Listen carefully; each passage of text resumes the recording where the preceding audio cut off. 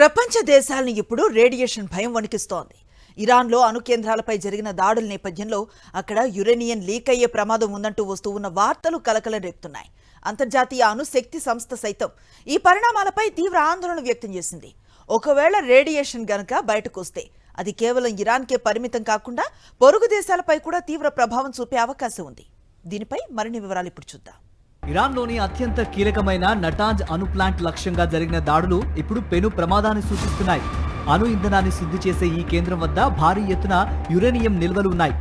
దాడుల వల్ల ఈ నిల్వలకు నష్టం వాటిల్లితే ప్రమాదకరమైన రేడియేషన్ గాల్లో కలిసే అవకాశం ఉందని నిపుణులు హెచ్చరిస్తున్నారు. మరోవైపు అంతర్జాతీయ అణుశక్తి సంస్థ ఈ పరిస్థితిని నిశితంగా గమనిస్తోంది.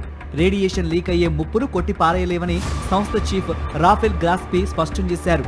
ఒకవేళ రేడియేషన్ గాల్లో కలిస్తే కొన్ని వందల కిలోమీటర్ల మేర ప్రజలను తక్షణమే ఖాళీ చేయించాల్సి ఉంటుంది.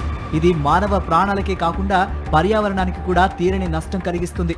ప్రస్తుతం ఇరాన్ తన అణు కేంద్రాల వద్ద తనిఖీలను నిలిపివేసింది. దీంతో అక్కడ అసలు ఏం జరుగుతోంది, రేడియేషన్ ఎంత మేర లీక్ అయింది అన్న విషయాలపై స్పష్టత కరువైంది. అంతర్జాతీయ వార్తా సంస్థల కథనాల ప్రకారం ఇరాన్ అణు కేంద్రాల పర్యవేక్షణ ఇప్పుడు అత్యంత క్లిష్టంగా మారింది. ఇది ప్రపంచవ్యాప్త అణు భద్రతపై ప్రశ్నలను లేవనెత్తుతోంది.